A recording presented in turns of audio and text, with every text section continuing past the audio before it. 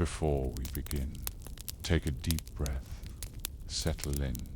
If you enjoy slow, sleepy history made for quiet nights, please consider subscribing to this channel.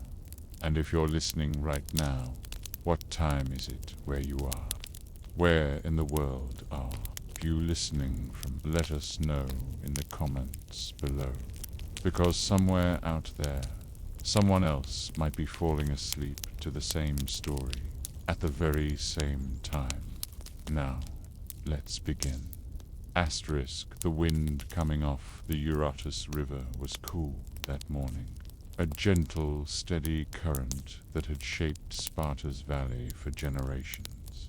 You can still feel it in the imagination, brushing the dust from the dry earth, rustling the reeds near the water.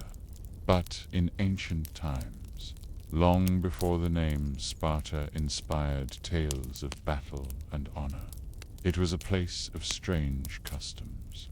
One of the oldest among them involved women brides, specifically, and a ritual that many today would barely believe. To be a Spartan bride was never romantic. Spartan women lived lives unlike most in the ancient world. They were educated, strong, trained in sports, and often outspoken, but they did not choose their husbands. And for many of them, their wedding day began with a blade, not a ceremonial sword, but a knife for hair. On the eve of marriage, a Spartan girl was taken to a dark room. Her attendants would shear her hair short, down to the scalp in some cases, and dress her in a man's cloak and sandals. She would be left alone in the dark, stripped of her femininity, and made to wait in silence. This wasn't an accident or a punishment. It was the custom.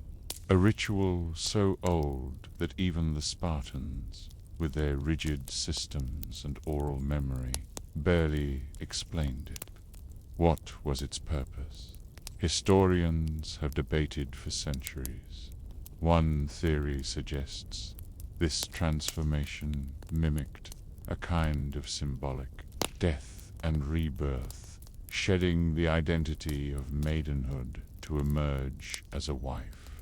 Another theory claims it soothed the anxieties of Spartan men who were raised almost entirely in military camps, surrounded by other men until their late 20s. Being with a woman might have felt unnatural at first. Making her appear and feel more masculine was, perhaps, a way to ease that transition. But there's another layer, deeper and more unsettling. Spartan marriages often began with what we would call abduction. The groom would sneak into the room under cover of night. It was part of the tradition. He would find the girl shaved, dressed like a man, waiting in silence, and carry her away. No ceremony, no audience, just a quiet, swift act. He would then take her to his home. There was no wedding feast, no hymns, only the unspoken expectation that he would break her in and begin the path toward offspring then. Just as quickly, he would return to the military barracks, not to live with his wife, but to resume his duties. For months or even years, this would repeat. Secret visits, no shared home, no public acknowledgement of the marriage. And you begin to wonder, how did the bride feel? How does it feel to be turned into a symbol rather than a person? To be shorn and cloaked in ritual, then taken in darkness by a man who was not raised to know tenderness. What did she think in those moments of waiting, transformed and still? There are no diaries, No letters from Spartan brides. No voices left behind. The men wrote the histories. The women, they were recorded only in the margins. But there are hints. Plutarch, writing centuries later, described these customs with a tone of both fascination and detachment. He marveled at Spartan discipline, but noted the oddity of these unions. He did not question their morality. He only described the choreography, and what a choreography it was. Imagine a society where marriage begins not with love, but with a costume change, where femininity is stripped before union, and where affection is kept in the shadows. In this strange world, intimacy was learned in pieces. It was not spoken of. It was not expected. It was a quiet arrangement, shaped by duty. For some brides, this might have offered power. Spartan women had more legal independence than many Greek women. They could inherit property, own land, even manage estates while their husbands were at war. But that power did not extend to choice in marriage. The ritual of capture, the staged abduction, was still theirs to endure. It's worth asking why such a performative kidnapping was ever needed. Was it to simulate conquest? Was it rooted in older, darker traditions, where brides were taken in truth, not just in ritual? Or was it something even more practical, a way to shift a young man's fear of intimacy into an act of control? We'll never know the full truth. The ancient world does not offer easy answers. What we do know is this: the ritual left a mark, not just on the girls who were shaved and taken, but on the entire structure of Spartan life. It taught that marriage was a form of conquest, a thing to be won, not shared. And it blurred the lines between consent and tradition, until no one remembered where one ended and the other began. And so the question lingers in the cool wind off the Eurotas. When tradition is wrapped in silence, how do we know where choice ever lived? Asterisk. If you return to the darkened house where a Spartan bride was taken, still cloaked in her man's tunic, her hair newly shaved, you begin to realize just how little attention was paid to what followed. There was no communal transition to married life, no public celebration, no shared meals, no home to decorate. Instead, the man returned to his barracks.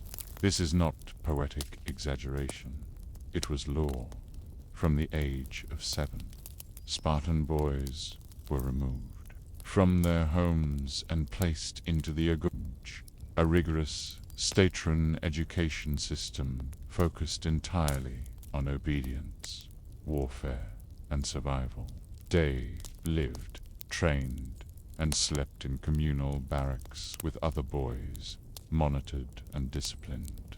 Their identity was forged in collective struggle. Individual emotion was discouraged. This military life continued well into adulthood. Spartan men, even after marriage, were expected to live with their fellow soldiers until the age of 30. Only then could they move in with their wives. Until then, marriage was conducted in secret, often literally in the dead of night. And so, the early years of a Spartan marriage were not built on companionship or domestic life. They were shaped by secrecy, formality, and brief visits. A young husband might slip away under cover of darkness to spend a few hours with his wife, then sneak back before dawn. this was expected. Normal. It was said that this arrangement increased passion. The longing made each encounter more intense. But from another angle, it was less about romance and more about discipline. Everything in Sparta, even intimacy, was regimented. The bride, now a young wife, remained in her household. She might be placed under the supervision of her mother-in-law or continue living in her father's home, depending on social ties. In either case, her role was immediately defined. She was to produce strong Spartan sons, and not just any sons. Spartan boys were property of the state.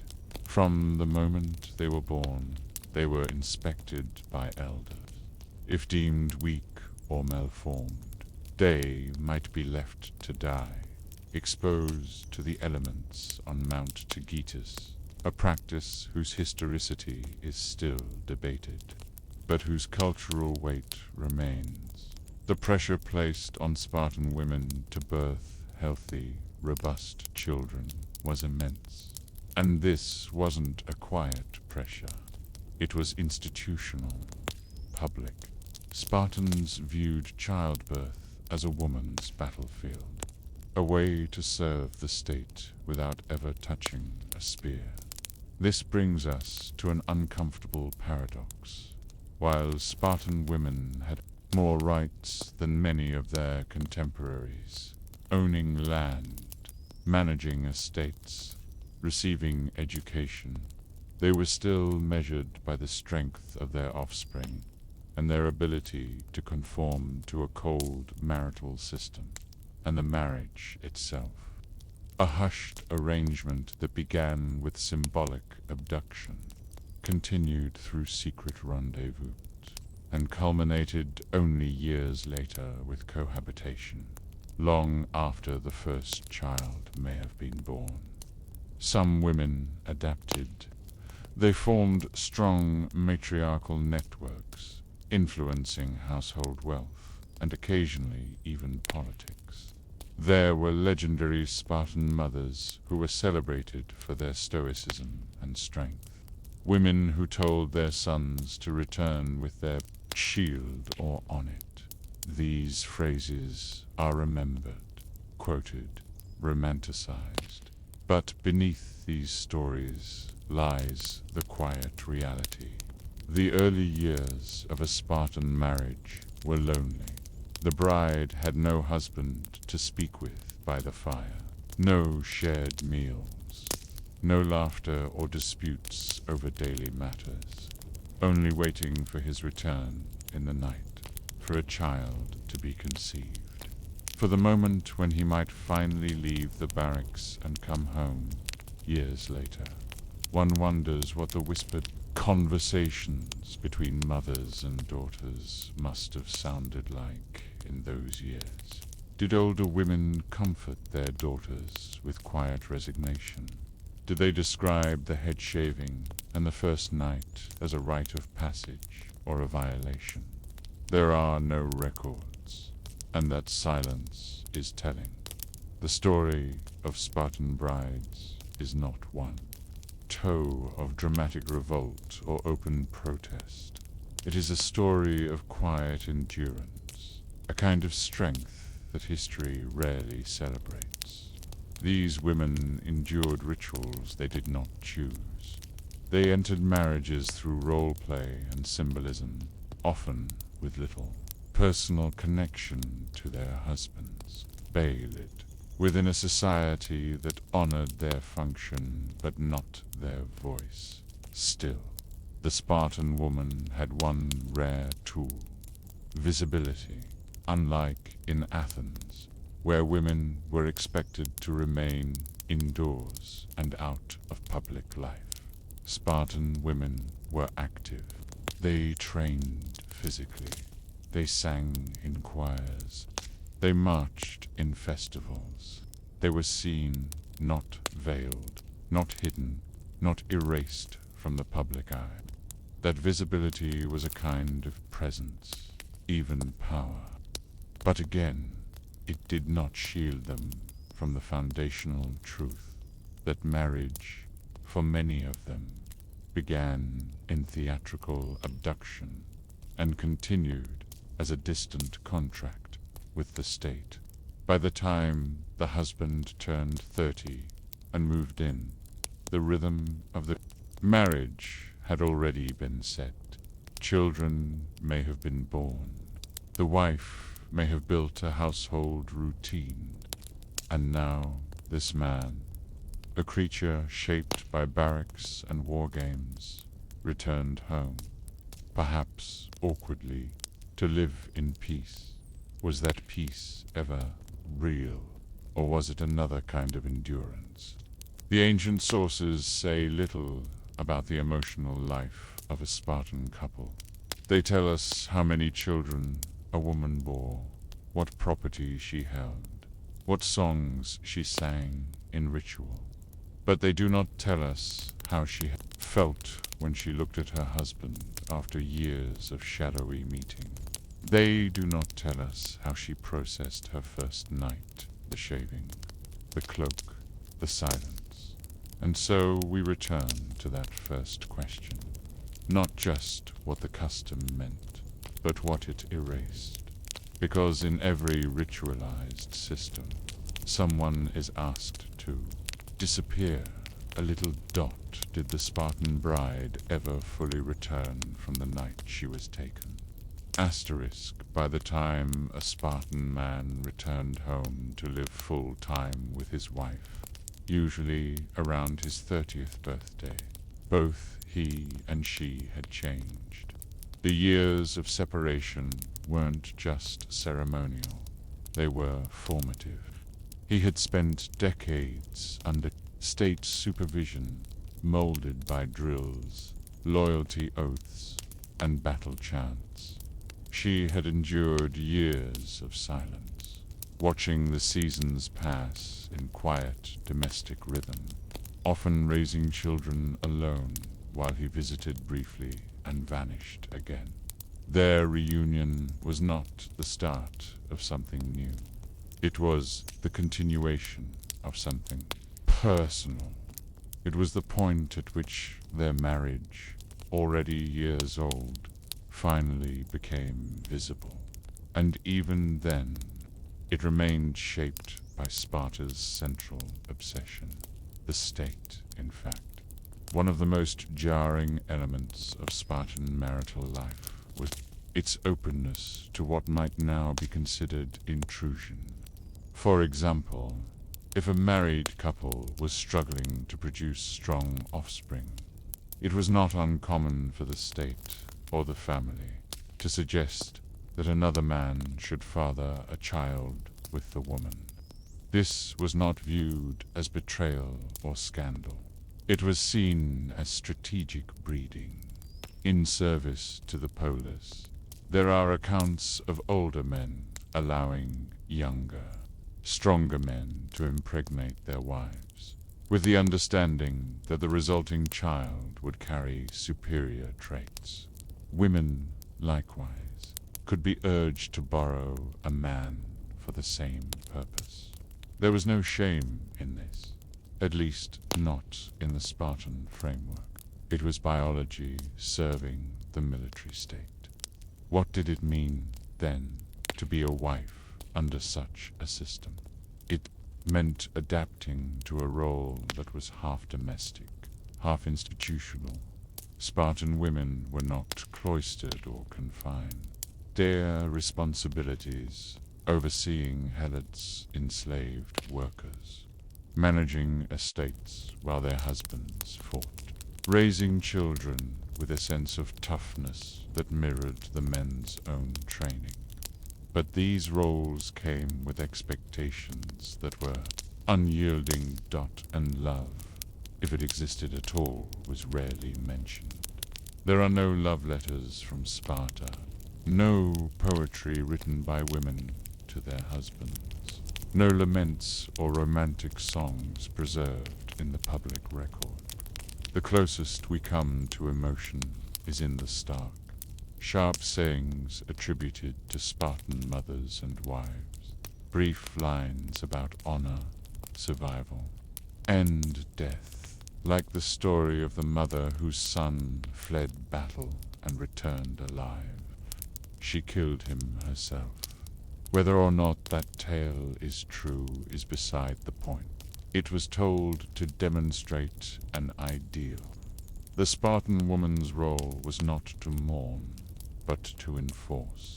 She was expected to be as hard-edged as her male counterpart, perhaps even more so, because she did not wield a sword, but she shaped those who dig dirt. And yet, within this framework, glimpses of the human remain. Consider the act of singing. Spartan women were known for their choral songs, not in private, but in public ritual. Their voices were heard during festivals, especially the Gymnopedia and the Hyacinthia, where girls sang, danced, and competed. These performances weren't just entertainment. They were cultural reinforcement, rituals that emphasized strength, rhythm, and collective identity. But perhaps, for the individual woman, they were something else too, a chance to speak, to express, however faintly, a sense of inner life through song and movement. To exist not just as a womb for warriors, but as a figure with a name, a voice, a presence. We don't know their names, not most of them, not the ones who lived in ordinary homes, endured the ritual head shaving, survived the secret years, and then raised sons who were trained to leave them. But their influence echoes in ways even the ancient writers could not measure. When foreign visitors came to Sparta, they often remarked, sometimes with confusion, sometimes with scorn, at the boldness of Spartan women. They walked confidently. They spoke without timidity. They trained their bodies. They laughed in the open.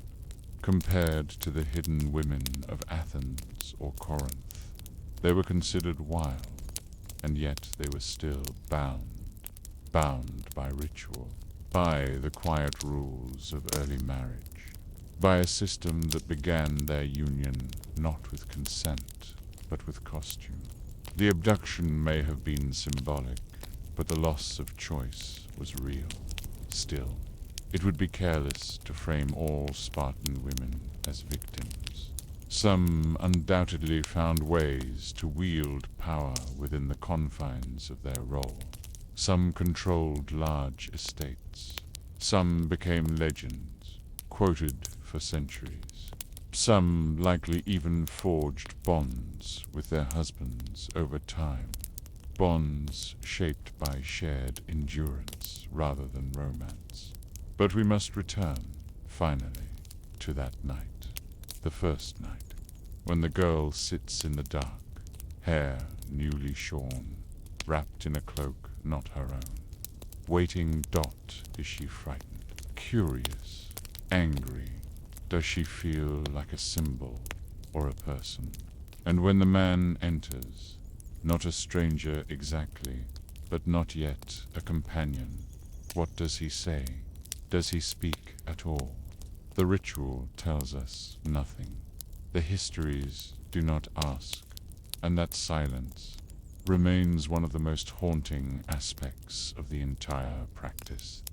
Because when a culture strips a woman of her identity, dresses her in the opposite of herself, and begins a marriage with shadows and performance, we are left with questions, not answers.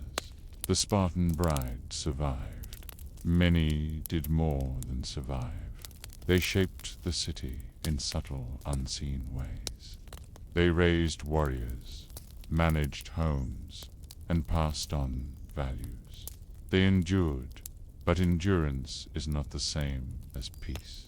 And so, Centuries later, with the dust long settled and the warriors gone, we sit with the image of that bride alone in the dark, when you are taken in silence, and no one ever asks how it felt.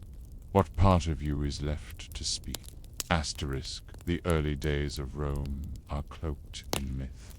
Stories drift between legend and dusty fact, retold by poets and chroniclers centuries after the events, if they ever occurred at all.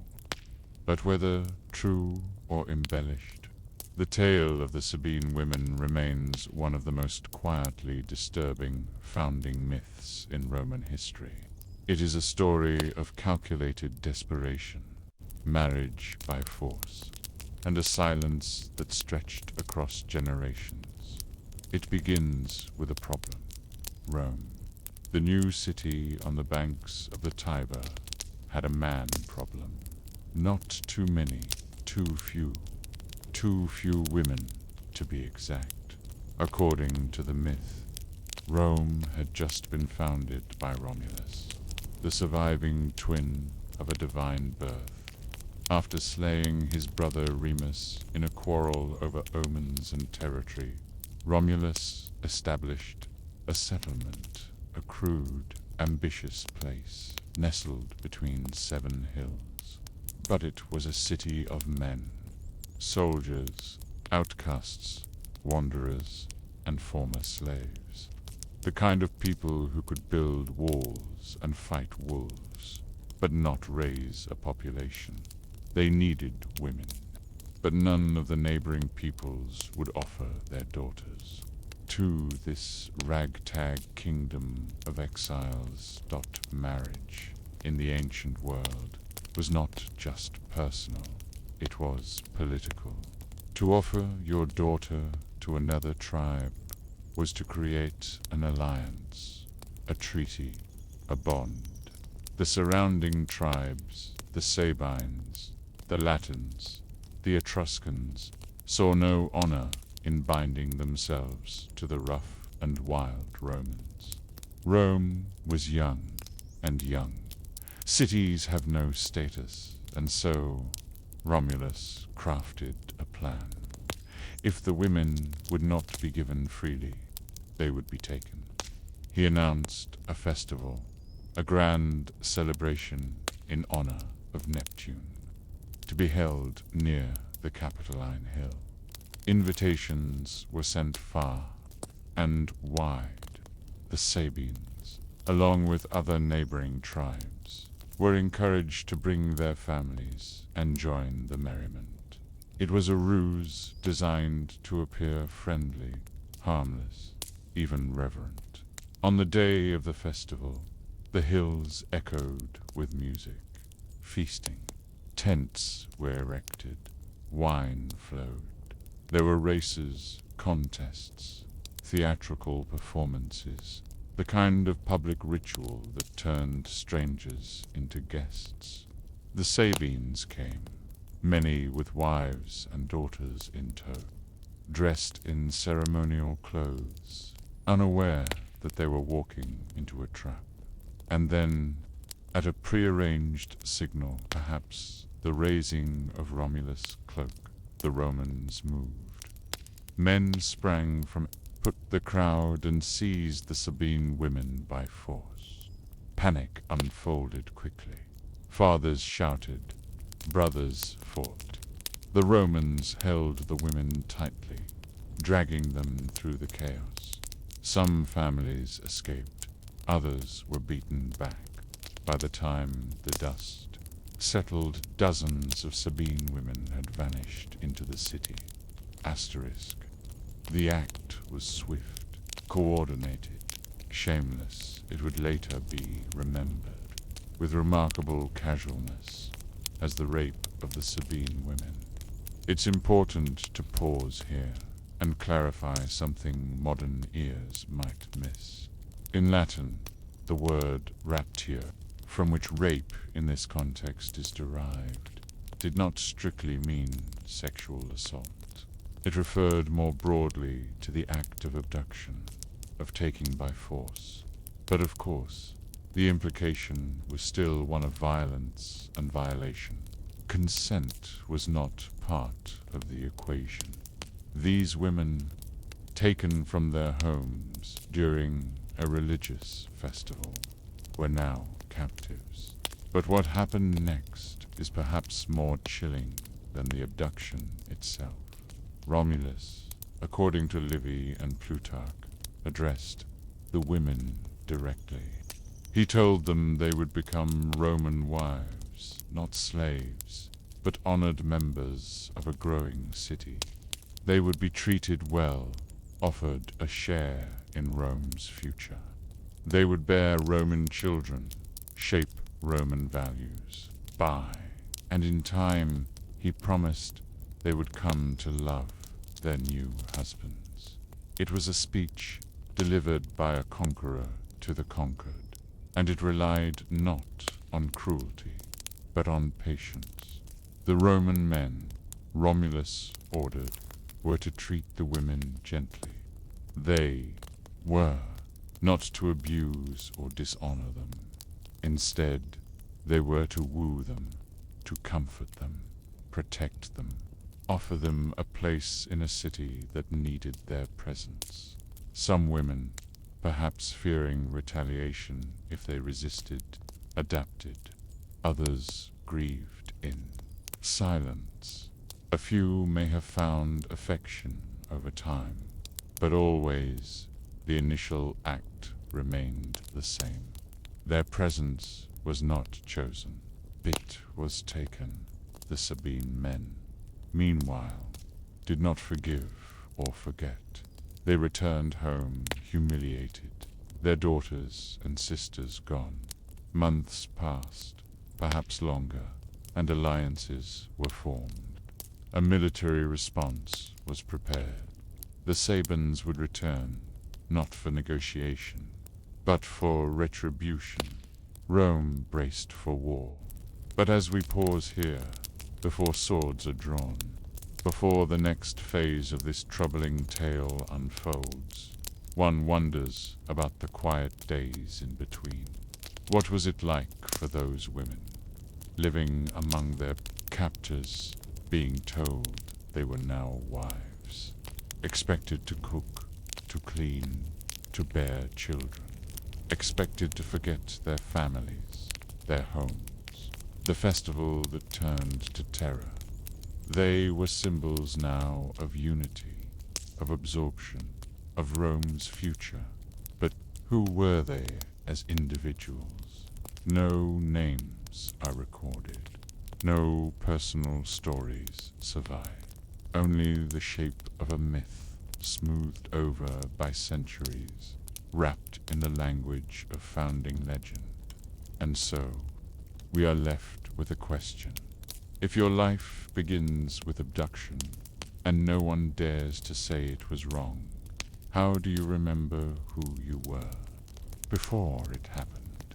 Asterisk, the tension between Rome and the Sabines simmered beneath the surface like a fire starved of oxygen. On the outside, Rome appeared calm. The women, those taken during the festival, now moved through the city not as captives, but as wives. They managed Roman homes, bore Roman children, and stood beside the men who had once stolen them from their families. And yet every gesture, normalcy, was built on rupture. The women themselves were bridges stretched too tightly between two worlds, two names, two futures. Their lives, now bound to Rome, had once belonged elsewhere. Their brothers, fathers, and kin plotted vengeance. Bow, and Rome prepared for what everyone knew was inevitable. The Sabines were not a weak people. Their settlements stretched across central Italy, rich in herds and proud in tradition. When they learned of the treachery at the festival, they called on neighboring towns. And though some hesitated, the Sabines moved alone if necessary. Honor demanded it. Their king, Titus Tatius, led the charge. Unlike the Romans, who had built with haste and urgency, the Sabines were more deliberate. Their attack was methodical. They first captured the fortress of the Capitoline Hill through treachery, bribing a Roman woman named Tarpeia, who opened the gates in exchange for what she thought was a reward. The Sabines crushed her instead, burying her under their shields. That moment would echo through Roman lore. The Tarpeian Rock, named after her, became a place of execution. But in this moment of betrayal, the Sabines pressed forward. The war had begun. It was a civil war in everything but name. The two peoples were closely matched. The Sabines fought with calculated discipline, the Romans with desperate resolve. Battles broke out in the valleys between the hills. The Tiber ran red, and yet no side gained the upper hand. In the heart of the city, the women, the former Sabine, now wedded to Roman men, watched it unfold. What did they feel? Loyalty to the men they now lived with, or to the families they were torn from? Did they speak of the war at night, in the quiet moments before sleep? Did they ask their husbands if they would kill their brothers in battle? The sources are silent, but one thing is clear. The women refused to remain passive.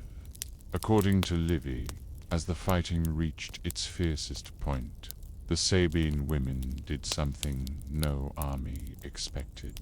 They stepped between the swords. As Roman and Sabine warriors clashed outside the city walls, the women, now mothers, wives, and still daughters, rushed into the battlefield. They ran between the lines, their hair unbound, their voices rising not in panic but in demand. They begged their fathers to spare their husbands. They pleaded with their husbands to lower their weapons. They held out their children, born of both bloodlines, and cried out that any victory would be a loss, because whichever side won, they would still be left grieving. It was not a speech or a negotiation. It was a human interruption, raw, unrehearsed, and it worked. The battle halted. Titus, Tatius, and Romulus stood face to face, their swords still wet with fury. And in the silence carved out by the women's cries, something shifted. The kings agreed to a truce. Rome and the Sabines would merge to peoples, one city. The Sabine women, once abducted, would now be honored as the glue that bound them. They had not just ended a war, they had created a nation. But here, again, we must ask what is rarely asked. Did the women forgive? Were their marriages healed by the gesture of peace? Or were they simply absorbed into a larger story, where their suffering was rewritten as salvation? The Roman historians who recorded the tale saw the outcome as noble. They praised the women for their courage, their loyalty, their maternal wisdom. But they did not dwell on the trauma. They did not ask what it meant to have your marriage begin with kidnapping, your name changed, your body repurposed for statehood. They did not ask whether peace justified the way it was born. And so, the Sabine women remained suspended in this strange, unresolved space, celebrated for their intervention, but never truly heard. Their names are lost, their voices erased. But the moment they stepped between the armies stands as one of the earliest recorded acts of civil resistance by women in Western history. They did not plead for themselves, they pled for their children. And perhaps in that act they found some kind of purpose. But still, the silence that followed raises another question. When peace comes through your suffering, but your suffering is never spoken of again, was the peace truly yours? Asterisk, the war was over. With the treaty struck, the Sabines and Romans merged under a single government. Titus Tatius ruled beside Romulus, 2 kings for 1 city. It was a practical arrangement, forged not by diplomacy but by necessity, by the human barrier of the Sabine women who had stepped between blade and blood. From the outside, the city grew stronger. The population swelled. The Roman name began to spread farther across the Latium plain. Trade increased. Temples rose from the earth. Children played in the streets with features blended from both tribes. But for the women who had been taken, those whose marriages began with abduction and whose loyalty had been split down the middle, there was no monument that their story was told. As a founding myth, but never truly honored as lived experience. The Roman historians, centuries later, treated the Sabine women as symbols. Livy framed them as moral heroines figures who soothed masculine aggression with feminine mercy. Plutarch described their intervention with admiration but little emotion, as if they were characters in a well-written play, rather than real people with memories that never settled. And yet, the silence of these women shaped everything. They became mothers of Rome, their children born of force, and then of habit carried Roman names. Their households became Roman households. Their ability to endure, to reconcile, to quietly carry the burden of dual belonging, enabled Rome to survive its infancy. But at what cost? There is no account of what became of these women after the war. Did they write letters back to their families? Were there family visits now that the tribes were united? Or did they bury their origins along with their native tongues? Rome had a habit of absorbing its enemy. That was its genius. It conquered not just with swords, but with culture. Over time, Sabine words became Roman words. Sabine customs were folded into Roman ritual. The boundary blurred until no one remembered the difference, except perhaps the women who were taken. Their minds must have remembered the way the festival had sounded before the signal was given. The look in their father's eyes as they were dragged away. The moment they were told, gently, bore not, that they were now wives. The first time they were handed a Roman infant and expected to feel pride.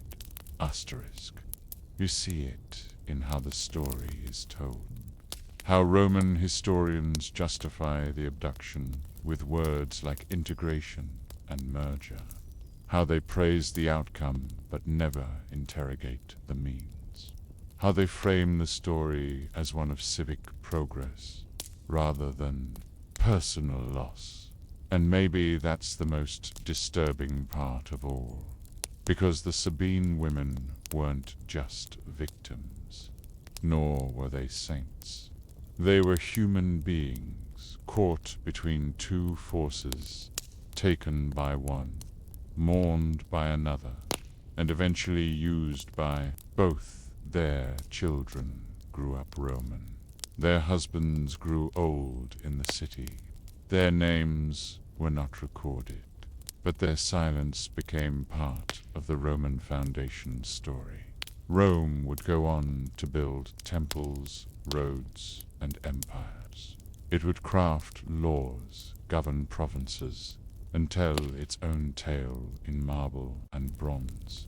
But beneath those layers of civilization rests an origin that began not with consent, but with capture, and the people taken in that first act. The women whose lives were split in tune ever truly returned to themselves. Perhaps they found moments of love. Perhaps they learned to feel safe. Perhaps some of them even believed in the new Rome they helped shape. But we will never know, because Rome remembered the myth, not the women.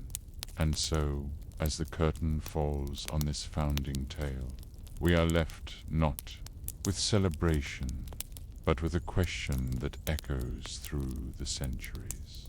If a city is born from silence, can it ever truly hear the voices that built it? Basterisk, long before states codified marriage contracts or priests formalized ceremonies.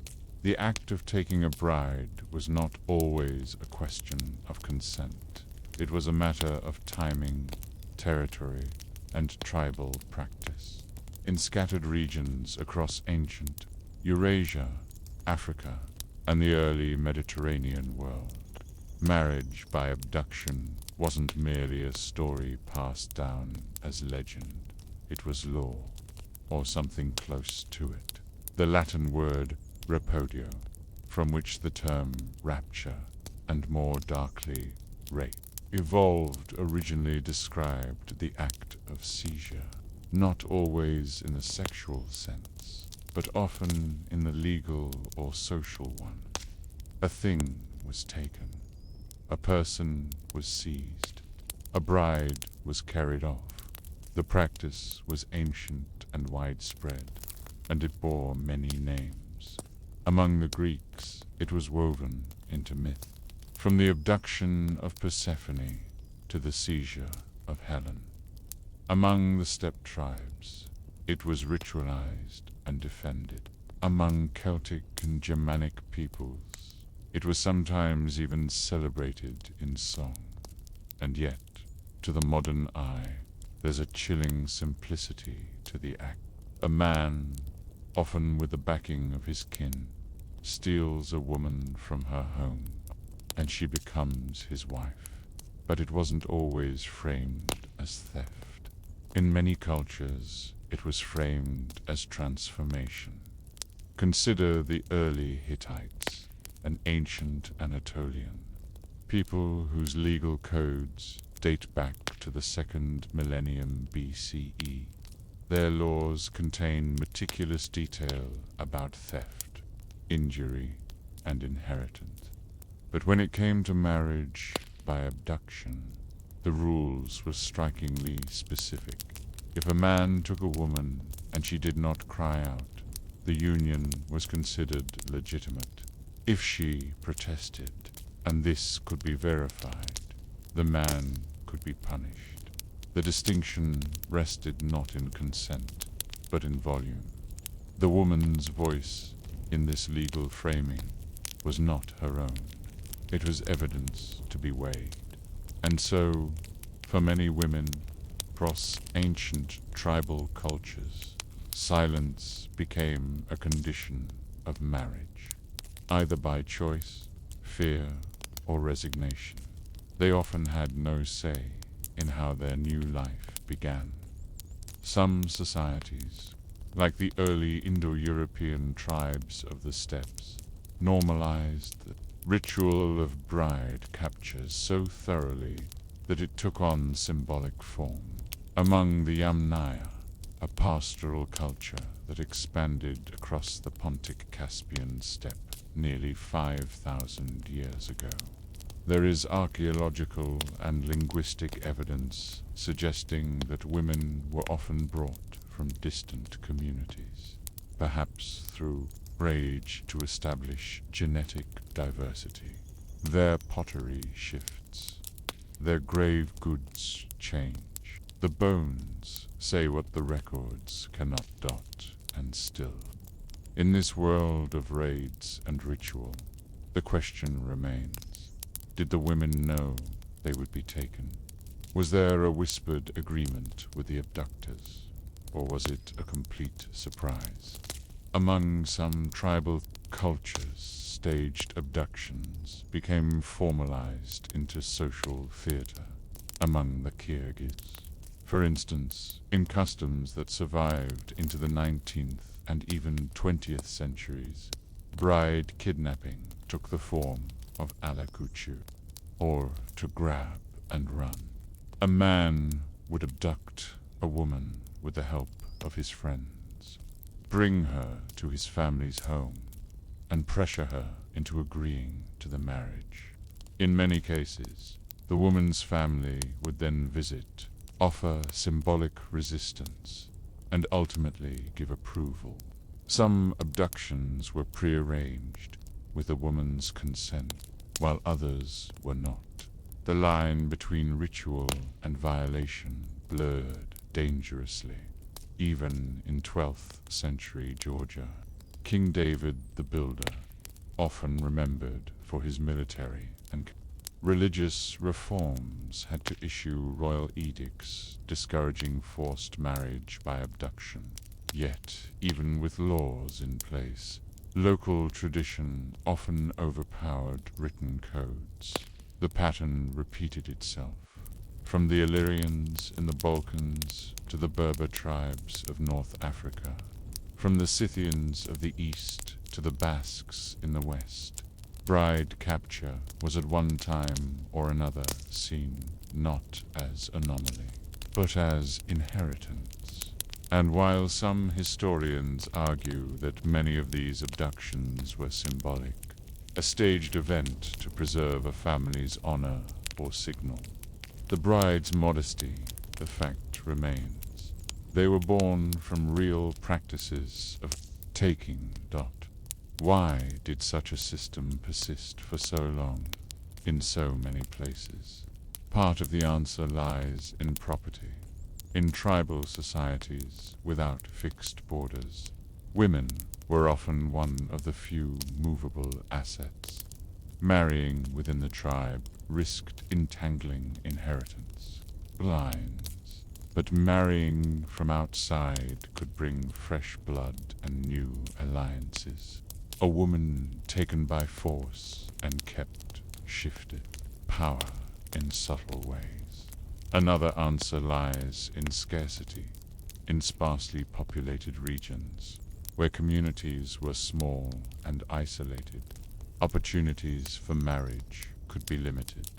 Raids, then, became not just violent exchanges, but social solutions, brutal and pragmatic. And in some cases, the act of taking a bride was seen as a test of the man's strength, cleverness, and resolve. A successful abduction could prove virility. A failed one meant shame. In such a world, the woman's resistance was sometimes expected, even encouraged, but rarely decisive. And so, the stories faded into legend. We hear of a Gaulish chieftain who rode across mountains to seize the daughter of a rival, of a Visigoth warrior who raided a neighboring village during the harvest, by a Berber youth who took his bride from a well-lit wedding in defiance of custom. Each tale carries the same core. A man takes, a woman is taken, and life continues. But life is not story. Behind the rituals and rules, what happened to the women after they were taken? Some adapted, some resisted, some found affection with their captors, others never recovered. The stories often end with marriage, as if that is resolution. But what of the days that followed? The meals eaten in silence, the glances not returned by the children born of ceremonies that began with fear. These are not the stories that survive in epics or ballads. They are the ones written in the spaces between laws, in the silence of women who are not permitted to speak. And so we ask, when a culture turns abduction into tradition and silence into agreement, how can anyone ever be sure who said yes? Asterisk in the world of early tribes and protostates. Women were often exchanged to secure peace, build alliances, and end blood feuds. But in the logic of raptio, where a woman wasn't exchanged but taken, peace came later and always on someone else's terms. And yet, despite its violence, bride theft did not always lead to prolonged conflict. In many cases, it created alliances just backwards. Let's look at one of the earliest documented examples of abduction becoming diplomacy. The practice of treaty marriage born from forced union among the Hittites, Hurrians, and early Mesopotamian states. We see records of women who were kidnapped during raids and later married into royal households, not as slaves, but as political wives. Once a woman crossed the threshold from property to consort, her role shifted dramatically. She became a symbol of union, a vessel through which two bloodlines could coexist. Her body, her fertility, even her silence, all became tools in the careful negotiations of state survival. Sometimes, her very presence would serve as a stand-in for a peace agreement. But what happened to her in this arrangement? Records are scarce. Clay tablets mention names, dowries, land exchanges, but not feelings, not fear, not agency. Not agency. One Hurrian tablet describes a woman named Taduhepa, sent to the Egyptian court during the reign of Amenhotep III, while her case was diplomatic rather than abductive. The language used to describe her arrival echoes the framework of capture. She is called a gift, a pledge, and a bond of peace. She was not traded for her own good, but for the reduction of war. In tribal societies where raids were frequent and marriage pools limited, abduction as a starting point for diplomacy became disturbingly practical. Take, for example, the Celtic tribes of Gaul and Britannia. Roman observers, especially Julius Caesar, often noted the prevalence of bride raiding between tribes. Whether these notes were accurate or colored by Roman propaganda, the pattern rings familiar. One tribe seizes women, the other retaliates. A settlement is eventually reached, and the stolen women are rarely returned. Instead, they're absorbed. What does this tell us? That violence was often smoothed into policy. That the women abducted weren't simply victims of isolated raids.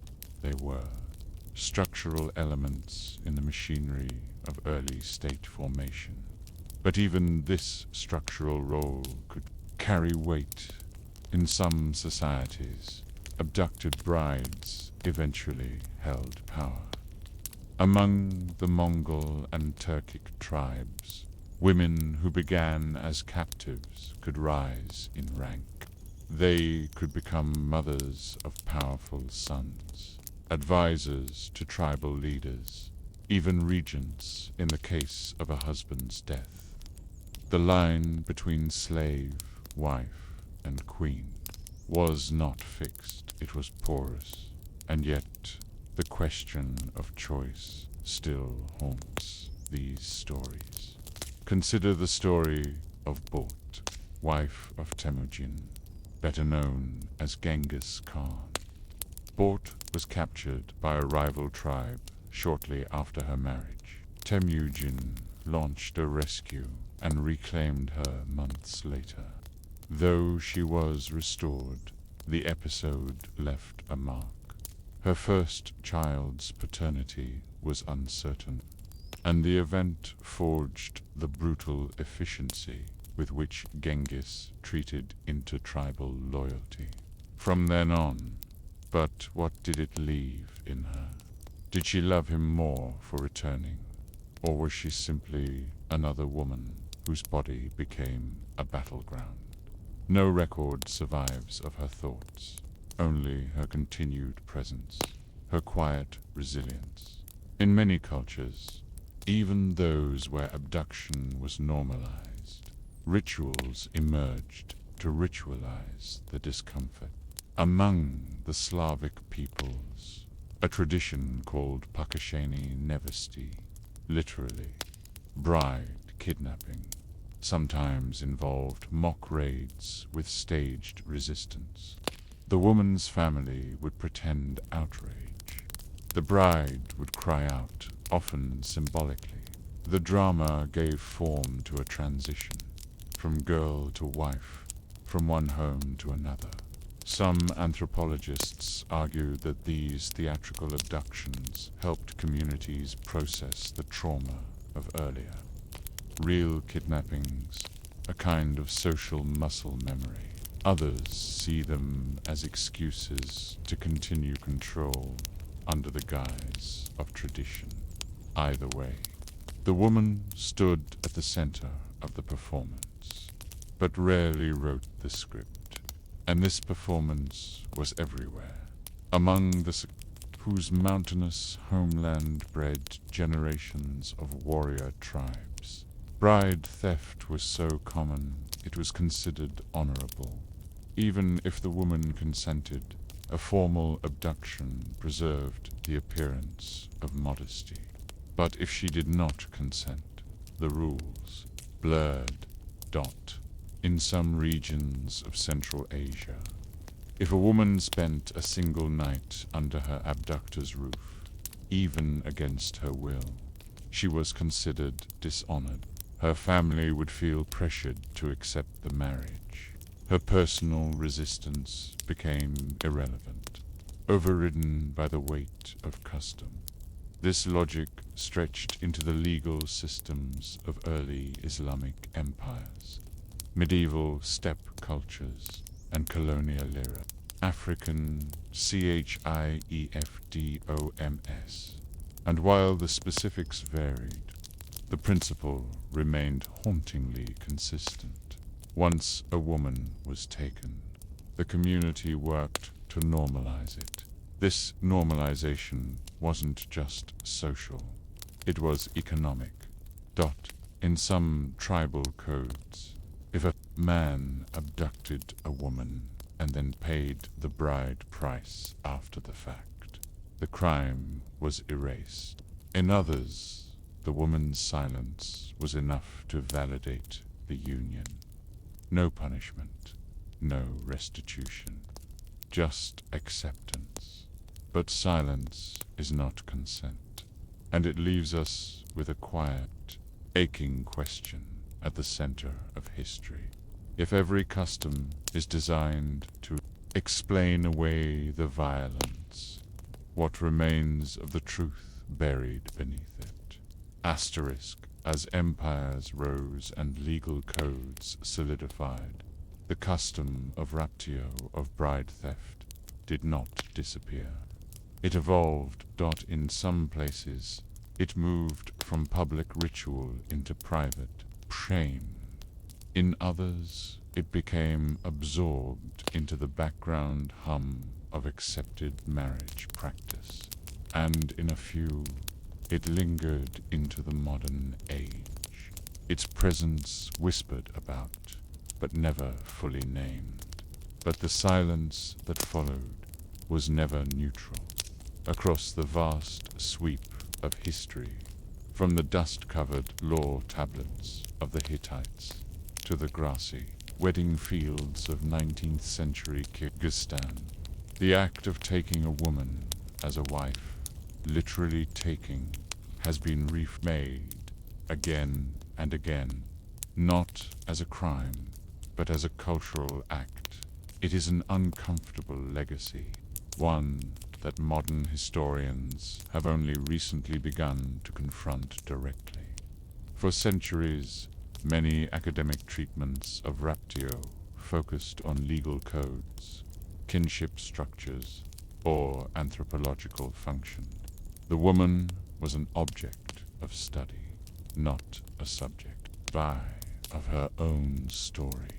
The focus remained on social systems, not on suffering, on tribe and territory, not on fear. Only now are we beginning to ask the deeper questions. What did the first night feel like for a woman who was taken? What did her body carry in the years that followed? How did she explain it to her daughters? Did she find a way to feel safe, to forgive? Or did she live two lives? One outward, accepted by the tribe, and one inward, suspended in a moment she could never name. In some cultures, we catch fleeting glimpses of these women.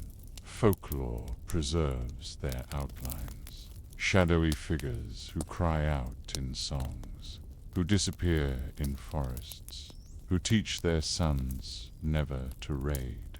In ballads passed down by Berber tribes or Siberian shamans, the abducted woman is sometimes a ghost, sometimes a warrior, sometimes a wise elder, but always she begins with silence.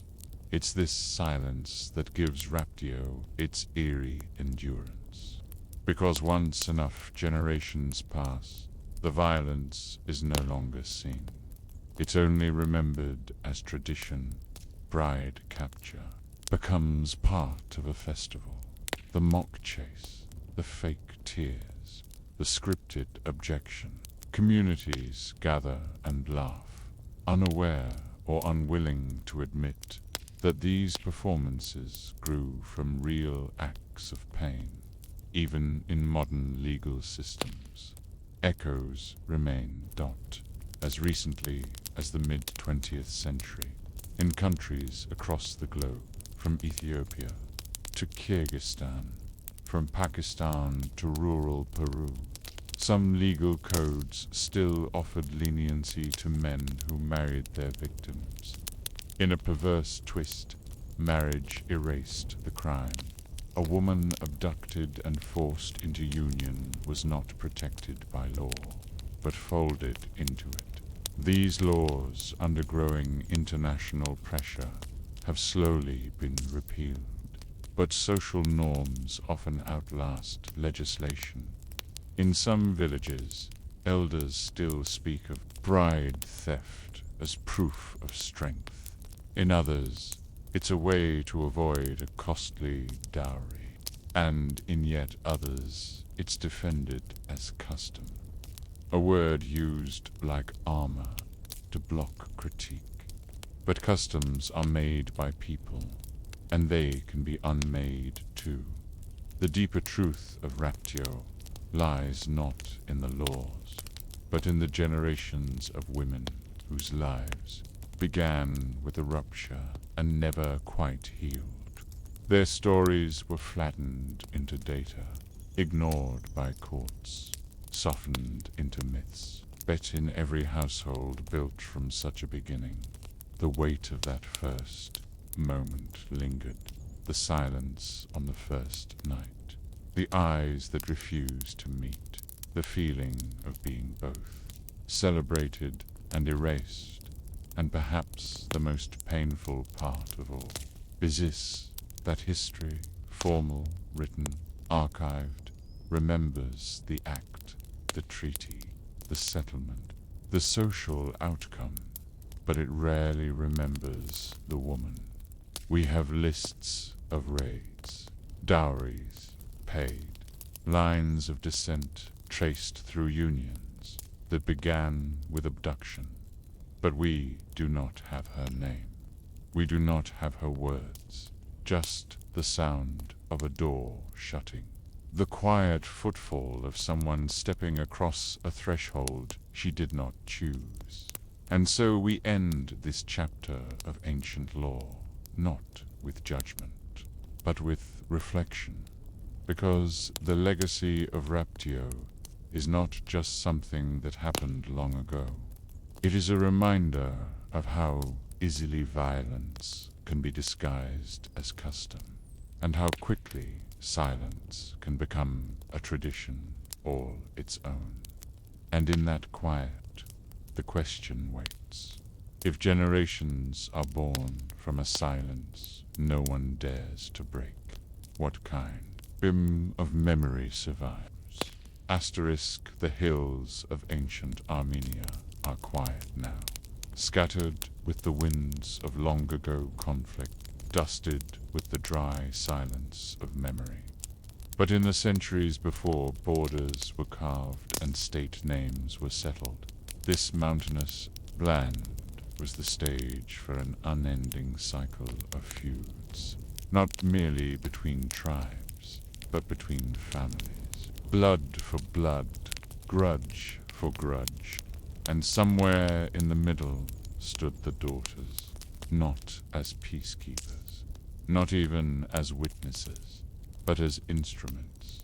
Bride abduction in ancient Armenian communities was not always about romance, nor was it purely about shortage or necessity. In many cases, it was vengeance, a slow, methodical form of retaliation that disguised itself in the trappings of marriage. The practice had old roots, embedded in the tribal codes of the highlands and codified in oral custom long before anything by was written. A family wronged by another through insult, injury, or murder might refuse open war, not because they forgave, but because they had something else in mind. They would take a daughter. She would be abducted not to form alliance, but to humiliate, to twist the knife deeper. Sometimes the girl was seized from a wedding procession, just before being married to someone else. Sometimes she was taken in the middle of night from her home, her family unable to retaliate without escalating into open warfare. Asterisk, and sometimes she was taken with quiet precision, her abductors believing that forcing her into their household would stain the honor of the rival family more permanently than any blade, in the patriarchal logic of the time. A woman was not merely a person. She was the representation of family reputation, a vessel of continuity, a sign of control. To take her, to claim her against her will, was to sever that reputation at the root. It was to say, we own what you could not protect. Historical records, scarce. Armenia's oldest codes, such as the 5th century Book of Laws attributed to Mikhaita Gosh, were written long after the height of this custom. But fragments survive in the chronicles of travelers, in the preserved folklore of the Caucasus, and in the lament songs still sung in some remote regions. Songs of weddings that never happened, of veils torn and sisters lost. Asterisk. One such tale, whispered from village to village, speaks of a girl named Anahit. She was not a princess or a noblewoman. just the daughter of a respected herder near the Ararat foothills. Her father, proud and quick-tempered, had once refused to lend grazing land to a neighboring family, a snub that escalated over months into harsh words and thrown stones. No blood was drawn, but no apology followed. 2 harvests passed. Then, one spring, as Anahid's wedding day approached, a modest affair, planned with another local family, her procession was ambushed on the narrow trail between the vineyards and the church. 5 men in cloaks descended from the hillside. Her brothers tried to fight. They were beaten back. Anahid was taken. Her family knew exactly who had done it, and why. To report the crime to the elders would be pointless. The abductors were prepared. Within days, word spread that Anahid had agreed to the marriage, that she had found love, that it was all a misunderstanding. Her family was left paralyzed. To pursue her would be to admit dishonor, to enter a blood feud they could not win. And so, like many others before her, she disappeared into another household. What happened inside those walls? No one truly knows. There are no letters, no confessions, no dramatic reunions. The next time her name appeared was years later, when her child, a son, was baptized under the name of her abducting husband's grandfather. The cycle had completed. Her body had birthed a new branch on a rival family tree, and that, in many cases, was the whole point in the cultural logic of the time. To absorb a woman was to rewrite lineage, to erase a line and plant it somewhere else. The woman became the ink in someone else's story, and yet traces of resistance remain. Some Armenian women, particularly those with strong natal families, resisted fiercely. There are accounts of women who escaped and returned home, only to be rejected by their own kin for bringing shame through the very act of being taken. Others accepted their new role, but maintained silence for years, raising children in homes they never called their own. In the highlands, silence became survival, but in the valley songs, the daggards and zames, the old laments echoed, songs about girls taken across rivers, songs about mothers who set empty plates at feasts, songs about wedding veils left folded, never worn, and always beneath the melody. The same question whispered between generations.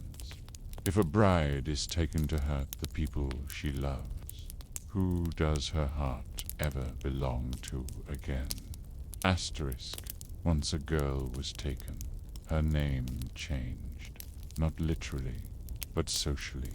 Her old kin, unsure how to reclaim her without unleashing violence, often stopped speaking her name aloud. Her absence was treated as a stain, and yet her new household rarely celebrated her openly either. She was not a bride in joy, nor a trophy in triumph.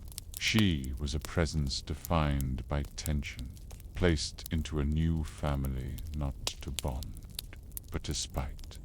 The phrase used in some Armenian dialects for such women, Kesats Agjik, carried with it the implication of being snatched, but with a particular quietness, the kind of theft not done with rage, but with a long-held grudge.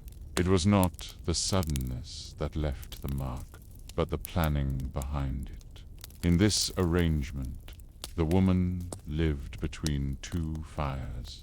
On one side, her natal family burning, with the shame of her abduction by on the other, her captor's family, smoldering with pride disguised as righteousness. She belonged fully to neither, and still she was expected to wake before dawn, sweep the floors, bake the lavash, and raise children in a home that had conquered hers. Not every woman remained silent, though the historical record offers few direct testimonies. Folklore preserves moments of resistance, always through coded language. In one preserved folk tale from the Van region, a girl named Tamar, taken as a revenge bride, is said to have refused food for 7 days after her abduction. Her captor's mother, weary of her protest, whispered to her, "If you keep starving, you won't be the one they remember." The girl, according to the tale, then began to eat, but she sang while she did it, a song naming each day she had gone without bread. The song survived. Her name did not dot this, too, was a form of endurance. For many of these abducted women, motherhood became a double-edged path to survival. A child, especially a son, secured her position in the new household. It was proof of permanence, a claim on the future, but it also tethered her more deeply to the family that had taken her. Some women grew into their new roles with stoic strength. They became heads of their new households. They held keys, managed harvests, taught prayers. But in private moments, while weaving, or while heating water over the hearth, they often whispered names of the siblings they hadn't seen in years, names that weren't spoken by anyone else. There are even accounts in local court records, mostly from the Ottoman period, of women attempting to return to their original families decades after their abduction, bought without dowries returned or formal release. Few could be received. Some were turned away at the threshold. Others were made to live on the edges of their former villages, ghosts among the living. And yet, slowly, the practice itself began to shift. By the 18th and 19th centuries, the structure of bride abduction in Armenia, especially in western regions, began to take on a more symbolic form. Families staged mock abductions to preserve appearance. A girl might run away with her suitor and return after a few days, married. It kept the community's honor intact, but everyone knew it was theater still. Even this symbolic theft had roots in older wounds. Among elders, the older stories were not forgotten. There were still women living whose marriages began not with love or negotiation, but with ambush. Some carried those memories into old age, living reminders of a practice that villagers no longer spoke about directly, but remembered just enough to stage shadows of it. In remote communities, there were even traditions in which a bride's foot was gently pricked with a needle just before entering her new home, a symbolic act to soften her resistance. It was said to calm the fire of her old loyalty, a detail so quiet it might be missed entirely. But nothing in these customs was accidental. Each gesture, each silence, each vanished name was part of a longer memory, one where women became the terrain upon which male grudges were acted out, and still they endured. Some found affection in unexpected places, Some turned the hearth into a center of power. Some raised daughters to never be taken. Others taught their sons never to take, but always, behind the routine of daily life, behind the meal preparation, the thread counting, the songs hummed, low was the knowledge that the family they cooked for had once conquered them, not with swords, but with ceremony. And so the silence hardened. But it did not disappear. It remained in the pauses between greetings, in the way older women looked away when asked how they married, in the phrases left out of wedding blessings, and in the very architecture of the home where a woman once taken would now host guests, serve coffee, and carry a quiet, buried question in her spine. If peace is built on your disappearance, what part of you is ever allowed to return? Asterisk, by the time the 20th century approached. The ancient practice of vengeance abductions in Armenia had faded from visibility, but not from memory. The world was changing. Borders were being drawn. Revolutions were brewing, and empires were unraveling. Yet in the mountains, among terraces of stone homes and narrow paths flanked by apricot trees, the silence of stolen brides still lingered. What had begun as tribal retaliation, generations earlier now echoed in subtle social codes. Marriages were arranged more formally, yes, but the fear, the caution, the hesitation remained. Parents still taught daughters to avoid certain roads. Elders still muttered about old family feuds that had once cost them a sister or a niece. And during weddings, there were still families who refused to attend, not because of offense, but because of history. In some villages, the tradition of lament songs, ghazals, zains, or local daggers became a way to speak what could not be said aloud. These were not celebratory songs. They were elegies for women who had vanished, whose lives had been quietly edited to suit another family's honor.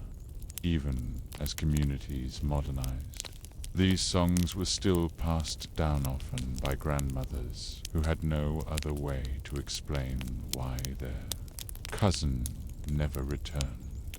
One such lament, recorded in the early 1900s by an Armenian ethnography near Lake Seven, includes this verse: "I was not brought to you with feast or blessing, but with bruises under my sleeves. My dowry was silence, my veil stitched from my mother's weeping. Asterisk, it is not a protest, not a rebellion, but it is something else, a voice that refuses to vanish completely. For many of the women taken in earlier generations, their stories ended not with rescue or revenge, but with endurance. They built lives out of what remained. Some of their children rose to local prominence, priests, merchants, village heads. The sons bore their fathers' names, but their mothers' silences. In rare moments, the past was allowed to resurface. A bride taken decades earlier might be mentioned in passing, during a winter gathering or around the fire. Someone would say her name quietly, like a secret being returned to the air. She never smiled after that. Someone might add, or her eyes never left the window. Sometimes the family she came from would send gifts during New Year's or harvest, never addressed, never explained. Just a basket of fruit or a piece of cloth, a gesture across time, across insult. It didn't undo what was done, but it acknowledged it. This quiet acknowledgement, never spoken aloud, never printed in books, was the final act in the long ritual of vengeance marriage. It did not ask forgiveness. It did not offer peace. It simply said, "We remember." And that memory outlived the ritual by the early 20th century, as Armenian communities faced new upheavals, genocide, displacement, forced migration. Many of the old tribal customs were abandoned. Some were forgotten. Others were left behind deliberately, buried under the urgency of survival. But stories have their own memory, even today. In remote regions or among diaspora families, fragments of these histories survive in hushed tones, in warnings passed from grandmother to granddaughter, in verses sung not during weddings, but alone, while kneading dough or spinning thread. A girl once taken becomes a legend. A name unspoken becomes a lineage. A silence held long enough becomes a stone, smooth, cold, but always present. And so the hills of Armenia remember, not in monuments or written codes, but in the habits of the living, in the way a woman folds a headscarf, in the way an elder pauses before blessing a union, in the soft sigh between the third and fourth verse of an old song. Because in every culture where a bride could be taken as punishment, the story of survival is not only about the moment of capture. It is about what the woman did next, how she endured, how she raised children, how she carved a life out of insult, and how, sometimes, she passed on the one thing she never received herself, choice. So, as the songs fade, and the homes where those stories began crumble into rock and moss, the final question remains: if you were taken as vengeance, but chose to create peace anyway, does your name deserve to be forgotten, or finally remembered? Asterisk in the fog-covered highlands of ancient Gaul, and across the forested valleys of early Ireland, marriage was not always arranged at the hearth or sealed with a priest's blessing. Among Celtic tribes, whose customs spanned centuries and vast geographies, the line between abduction and alliance often bent in ways that made truth difficult to locate. To the Roman observer, the Celts were wild. Julius Caesar, writing with both fascination and disdain, recorded that their women were bold, that they joined men at banquets, and that they had more legal independence than the women of Rome. But what Caesar failed to see, or refused to write, was how marriage worked, not just in the open halls, but in the quiet corners of society. Among many Celtic tribes, bride raiding was practiced, but not always as violence. It was theater, negotiation, and unspoken agreement.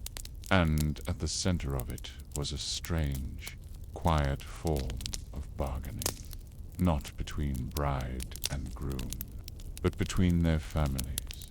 Let us imagine a village in what is now Southern Ireland, 2,300 years ago. A man named Sheen wishes to marry a woman named Ethan. They have exchanged glances at the well.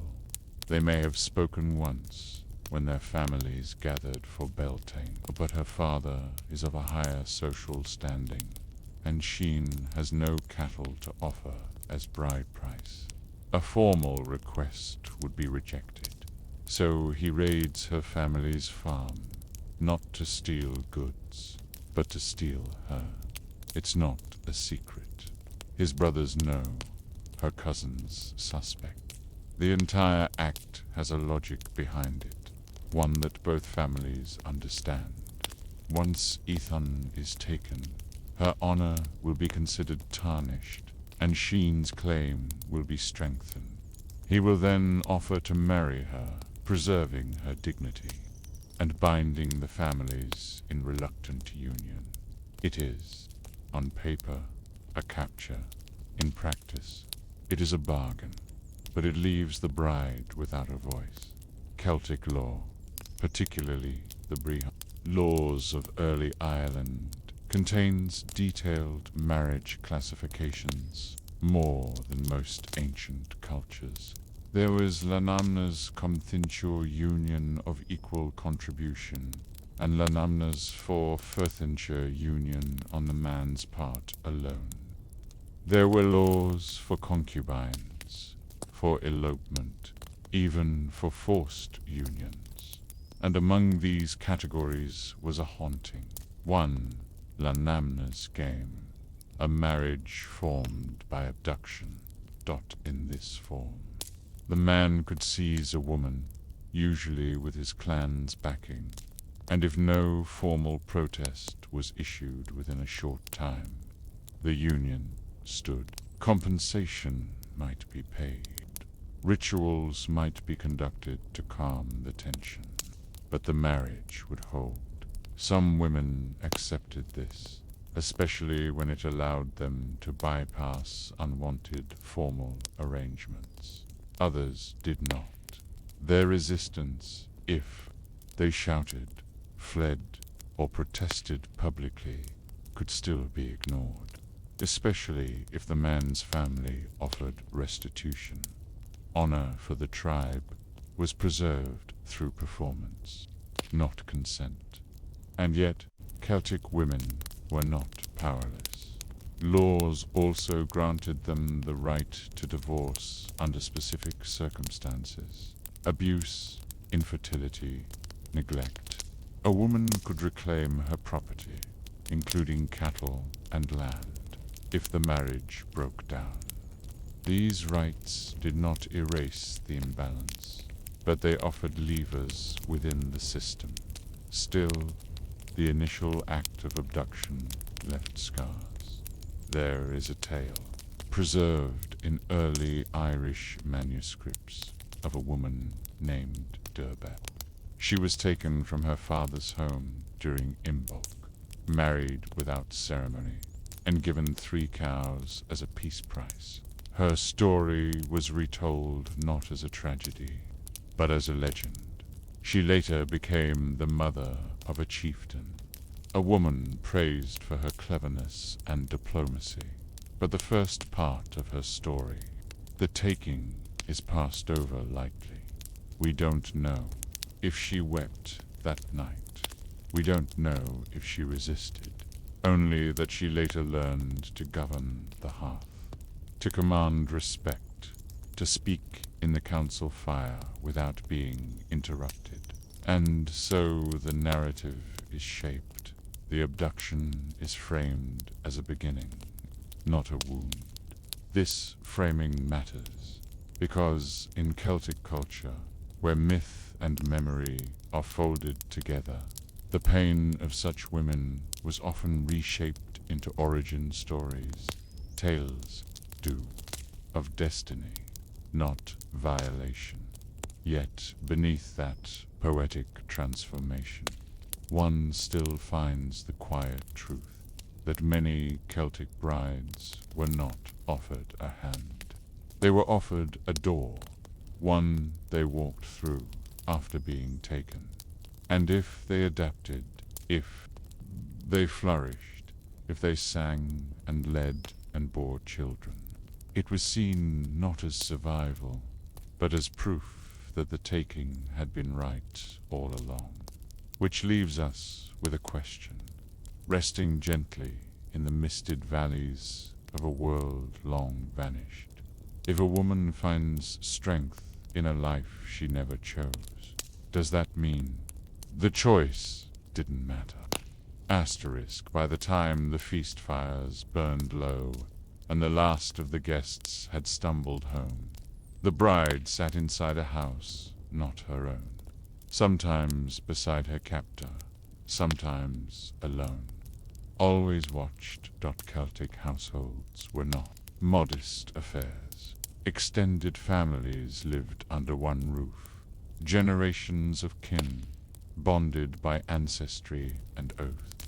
The walls were built of timber and packed clay, the roof thatched with reeds or turf.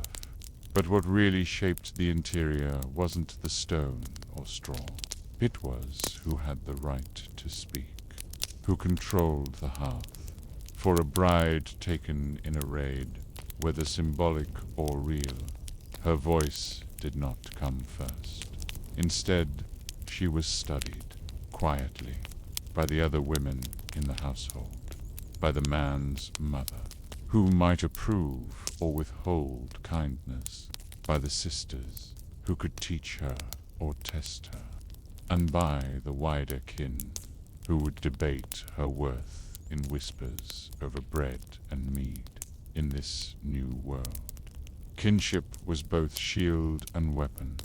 Celtic tribes held deep regard for family lines. Daba fine. The four-generational kin group shaped everything, from inheritance to status. A woman abducted into such a network altered its balance. She brought risk, she brought history, and most importantly, she brought potential children. If she gave birth to sons, the clan's future grew more secure. If she proved capable at managing food stores, spinning cloth, and holding composure during council gatherings, she gained quiet status, but none of that erased how she arrived. In fact, the manner of her arrival became its own kind of currency. If the abduction had been dramatic, involving a chase, a dispute, or even blood, the bride's presence became a reminder of conquest.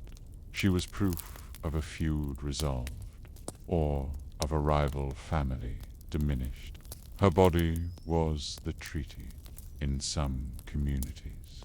The bride's original kin would send formal protest to the clan who had taken her, not necessarily to demand her return, though that did happen, but to negotiate compensation.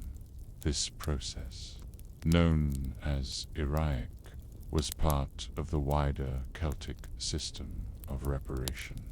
Just as fines were paid for injuries and theft, they were paid for the taking of a bride.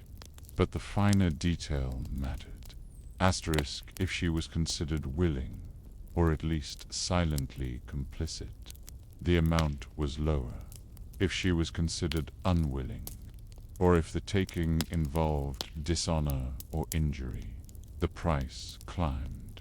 A high-ranking family might demand livestock territory, or even political submission in exchange for peace.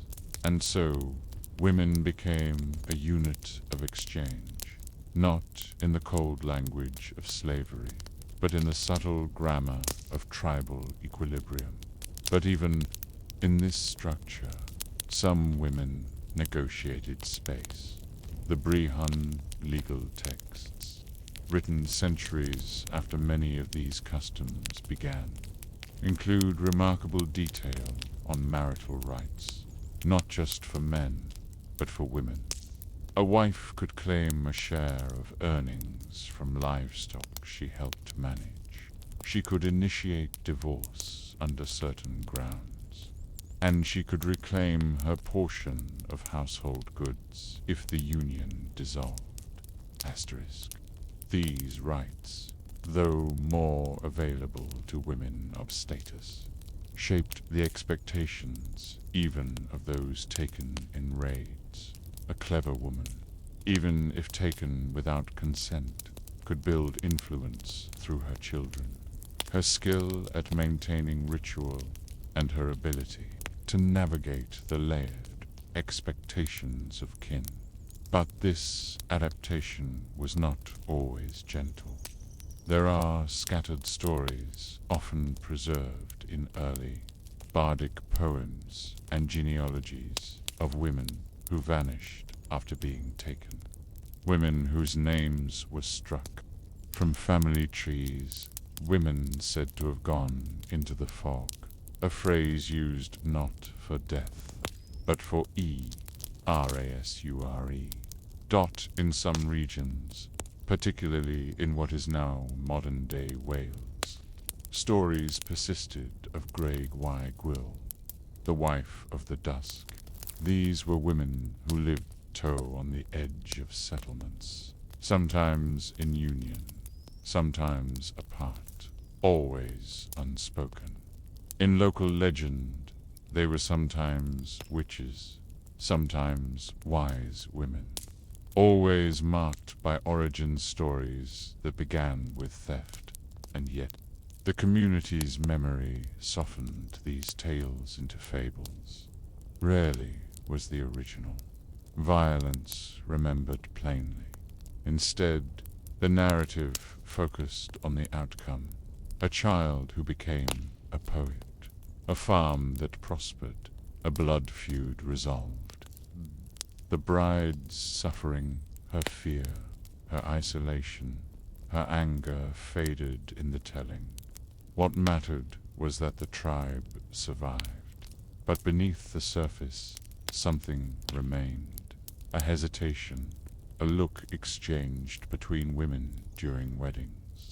A certain way elders paused before blessing a new union, as if remembering something they were told not to speak of, but never truly forgot, even today. Scholars trace the shifting definitions of Celtic marriage from abduction to agreement, as societies moved from oral tradition to written law.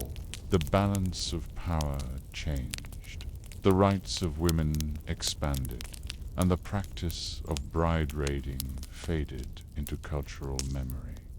But in the oldest songs, there are still echoes of the bargain made at the door.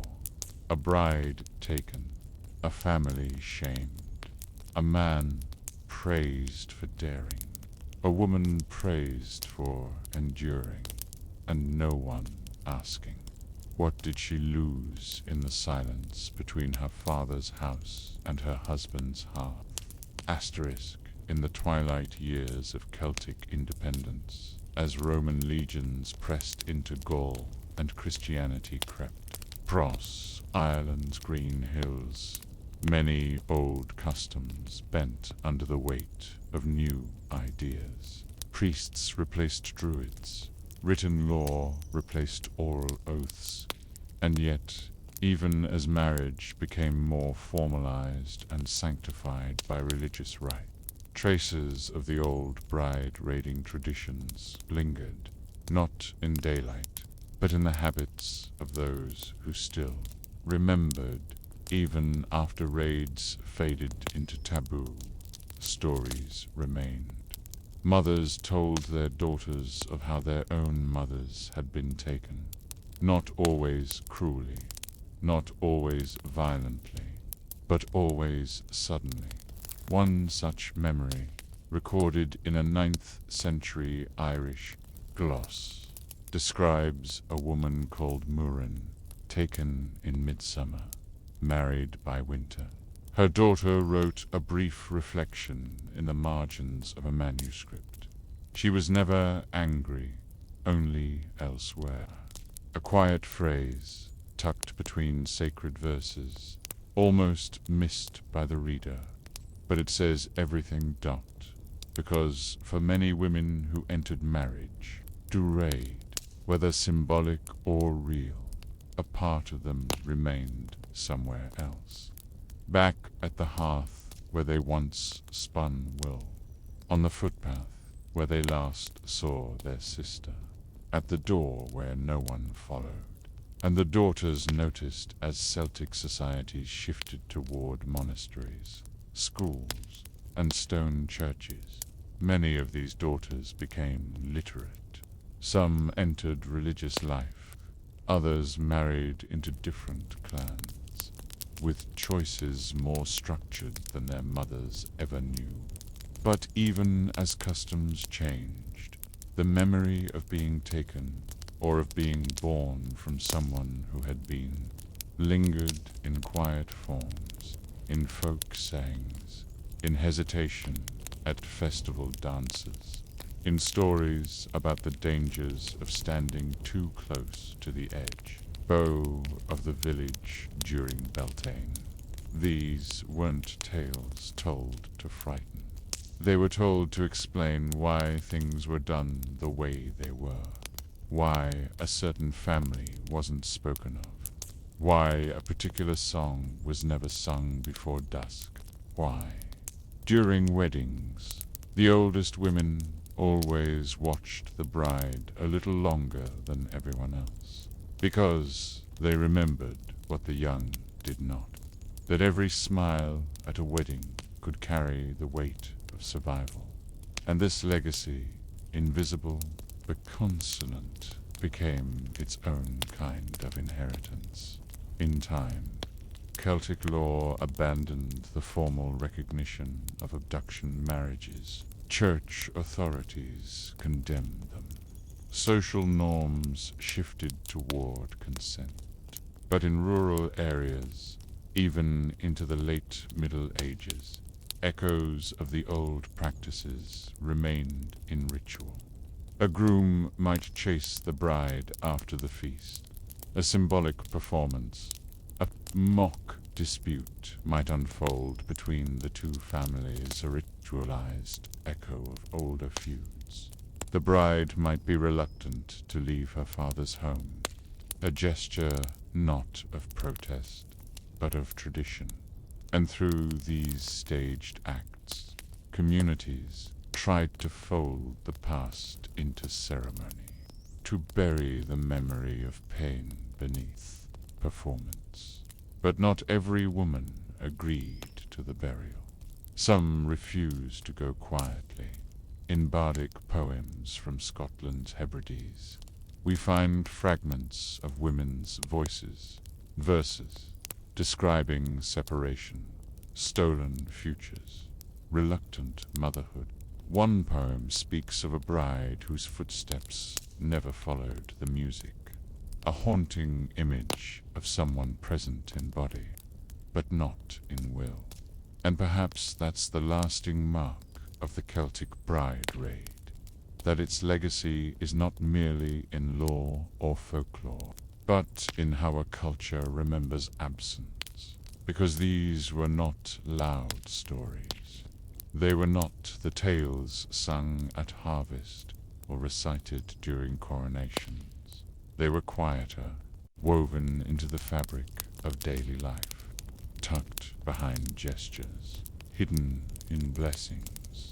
And when the world changed, when new religions erased old customs, when villages fell under foreign rule, the stories didn't disappear. They simply whispered through the way a mother watched her daughter cross a threshold, through the silence that followed when someone asked, how did they meet? Through the old women at the back of the wedding, the ones who clutched their shawls a little tighter and remembered. So now, when we trace the arc of Celtic marriage from raid to ritual, we are left not just with a map of changing laws, but with a trail of voices half heard, asking a question history rarely records. If your life becomes a tradition, and that tradition forgets how you began, where does your memory live? Asterisk, you're standing on the edge of the Mongolian steppe. The wind moves like a restless animal, flattening the grass in long, whispered waves. There are no fences, no landmarks, just the endless sway of the land beneath the sky. This is a place of open roads and closed customs, where the horse is. Not merely transportation, but language, status, and sometimes law.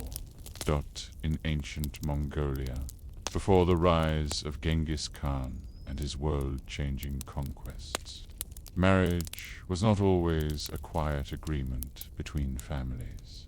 Sometimes it was a race, sometimes it was a hunt, and sometimes, often it was a matter of force. To marry in the early nomadic cultures of the Central Asian steppe could mean many things. In some cases, it was a practical alliance between clans. In others, a strategic move for livestock, land, or prestige. But among many tribes, especially in times of rivalry marriage, my capture was not just a tolerated option. It was a respected, if dangerous, tradition, this practice. Known in some regions as alakachu, grab and run, was both feared and romanticized. It didn't always begin with violence. Sometimes the couple knew each other. Sometimes the bride was a willing participant, but not always. And not everyone believed in the same rules. A suitor who could not afford a bride price, or whose family was considered too low-ranking for an official proposal, might choose to seize a bride instead. He would gather his closest male relatives, or comrades, watch for the moment when the girl left her camp for water or herding duties, and gallop in. There was often shouting, sometimes tears. Sometimes the woman fought. Sometimes she did not dot, and then, just as quickly, the caravan would disappear into the vastness of the steppe. The girl's family, upon discovering her absence, had several choices. If the suitor's family was of similar or higher status, and if the girl had not been seriously harmed, the abduction might be retroactively accepted. Livestock would be exchanged. A feast might follow. The incident would be folded into the family record like any other marriage. But if the suitor was from a lower clan, or if the bride's family had plans for a more advantageous match, things could turn violent. Raids might follow. Honor killings. Long, bitter blood feuds across valleys and generations. Still, the act itself was not considered inherently dishonorable. In some tribes, it was even expected. A man who proved he could take a wife was proving he could protect one. A woman who endured such a marriage, especially if it bore sons, could climb the social ladder rapidly. But that's not how the girls always saw it. We find scattered references in the oral traditions of Mongolic peoples' fragments of folk songs, penned winter stories told beside the fire. They speak of the moment of capture not as triumph, but as fracture, a breaking away from the mother's voice, the scent of the family yurt, the childhood horse left behind. One lament, still sung in some parts of modern Mongolia during symbolic reenactments of these events, includes the line, "He tied the reins with red string, but I was not a ribbon. I was a daughter lost to the sky." These are not words of love. They are words of endurance. To live through such a marriage meant adapting quickly to a new household, a new set of customs, sometimes a new dialect. The girl was expected to serve her in-laws, care for animals, and bear children all without complaint. And over time, some did find companionship, even contentment. Others did not. What complicates our understanding is that many of these women were never asked how they felt. Their voices survive only in the spaces between the lines, between the praises sung of strong sons and successful unions. But if you look closely, the stories shift. In some variations of the legends, the girl escapes. In others, she fights back and earns admiration. In still others, she rides willingly, but sets conditions before she agrees to the marriage. These differences suggest that even within a culture that accepted marriage by capture, there were nuances, negotiations, and quiet resistance. And then there were the horses, because in this world, the horse was not just a tool, was a partner in the story. To elope or abduct a bride, a man needed a strong, fast steed. But to resist the abduction, so did the girl. Some stories tell of women who outrode their pursuers, or who sent their horses home as signals of capture. In these tales, it is not only the man who rides into the wind. It is also the woman racing away from fate or toward it, depending on the telling dot. As we stand at the edge of this vast, silent world, the question begins to take shape, one hoofbeat at a time. When a tradition is built on pursuit, what happens to the girl who stops running? Asterisk, the girl arrives in the new camp before sunset. Her face is still flushed from the ride, her breath short and ragged from the long gallop, and her hair, once tightly braided in the style of her clan, has come loose under the weight of dust and wind. As her captors dismount and begin to tend to the horses, she is led toward a low, round yurt that smells of sheep wool and boiled milk. This is not her home. But if the captors have planned things correctly, it soon will be. Within the household, arrangements unfold quickly and quietly. An older woman, often the suitor's mother or an elder aunt, greets the bride not with warmth exactly, but with a measured familiarity. She brings fermented mare's milk in a carved wooden bowl and tells the girl to drink. The act of drinking here carries deep symbolic weight. If the bride accepts the bowl, the marriage is considered sealed. Resistance becomes more difficult after that.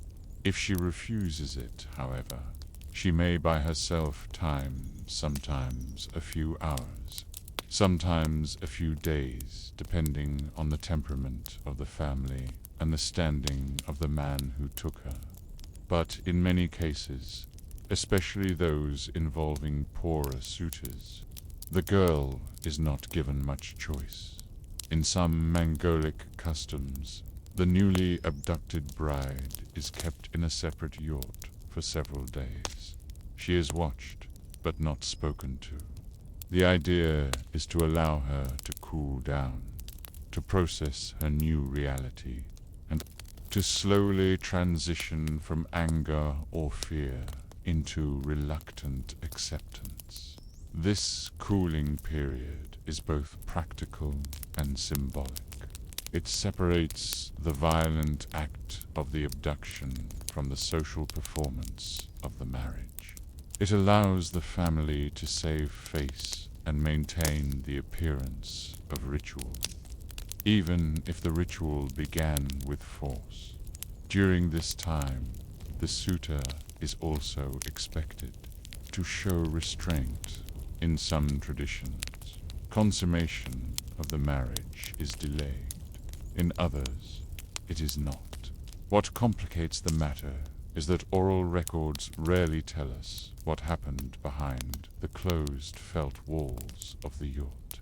Songs and stories focus instead on what followed the births, the alliances, the sons who became horsemen, and the daughters who became wives in turn. But fragments do survive. In one old folk tale collected near Blik-Kavsgal in northern Mongolia, a girl named Altens Arne is abducted by a neighboring herdsman during the spring migration. Her cries are heard by her mother, who chases the group on horseback, but is turned back by the suitor's brothers. The girl is taken to a distant camp, where she refuses to eat or speak for 3 days. Finally, an old woman tells her, "If you won't open your mouth to curse us, then at least open it to live." Altenzane does. She eats. She survives. Years later, the story says, she teaches her daughter how to outride any man who tries to steal her. A small resistance, passed from mother to child, hidden within obedience. These layered roles of victim, wife, and eventual matriarch define much of what we understand about captured brides in ancient Mongolia. They lived through contradictions, subduction, followed by honor, resistance, followed by acceptance, sorrow followed by song. And society rewarded their silence. But not all such marriages ended in peace. When the bride's family disapproved of the match or felt that their honor had been violated, they could demand restitution. This might take the form of a delayed dowry, the return of livestock, or, in rare cases, a formal challenge. Retaliation, while less common, did happen. Entire clans might feud for years over a stolen bride, especially if her abduction had disrupted a more politically advantageous engagement. These conflicts were often resolved through local councils of elders, who acted as both judges and negotiators. Interestingly, some of these councils began to formalize aspects of the abduction process, over time, in certain regions. It became customary to notify the bride's family after the capture and to request their blessing retroactively.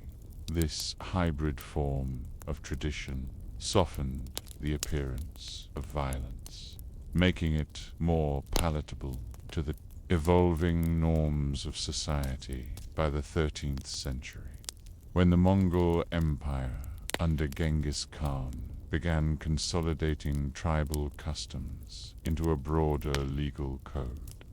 These practices became more regulated. The Yasser Genghis Khan's legal code did not outlaw bride capture outright, but emphasized order and social cohesion. The act had to be justified. It could not simply be random theft. The bride's new household had to maintain its obligations fee, protect her, honor the marriage publicly. But the Yasa was not moral in a modern sense. It focused on unity, not justice. It didn't ask whether the girl had consented, only whether her presence maintained the peace. And so, as Mongol society grew from scattered clans into an imperial force, these quiet moments at the threshold of the yurt became more than personal. They became political. One, marriage might unite two families. Another might provoke war. The girl, standing with her bowl of fermented milk, her hands still trembling, was at the center of it all. but rarely the author of her fate. Still, even within this system, some found ways to shape their futures. Some women who had been captured rose to high positions in the household. Others became traders, midwives, or healers, using their skills to gain status. And some, like Alton Zarnai in the old story, taught their daughters to look over their shoulders. When they rode across the steppe, they knew the silence between the hoofbeats. They knew how quickly a life could change on the open plain.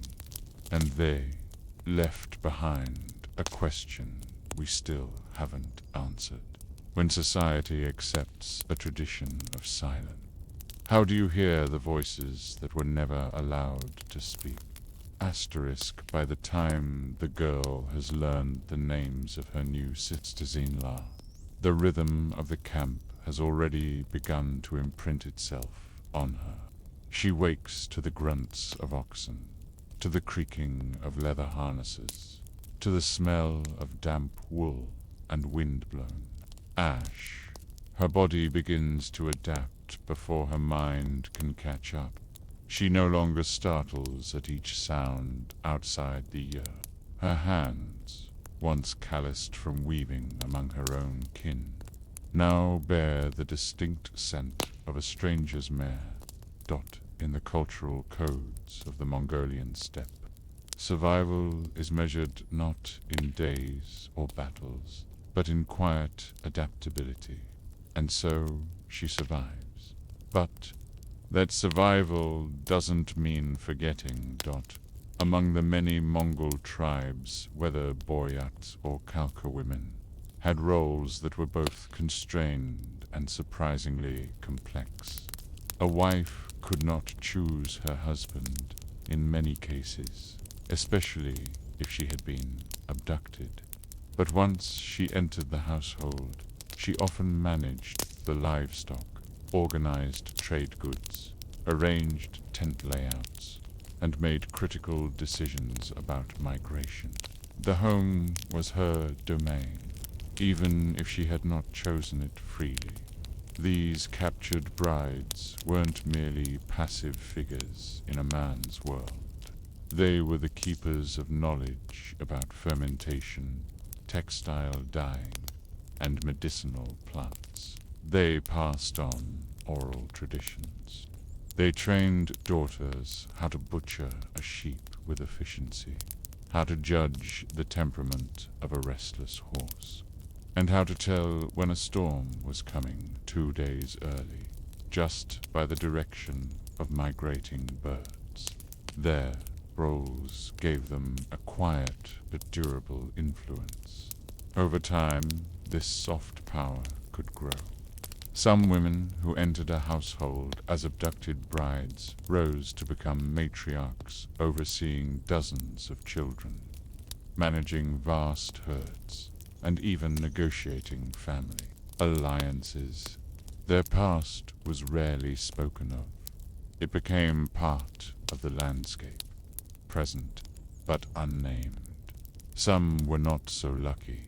There are accounts often buried in clan records, or travelers' journals of women who resisted marriage by capture with such intensity that they were returned to their families out of fear they would bring shame, or worse, a curse. One such record, written by a 16th century Persian merchant passing through eastern Mongolia, tells of a woman named Kulon, who set fire to her own yurt rather than live with her captor. She survived. The family returned her to her clan and paid restitution in horses. Asterisk.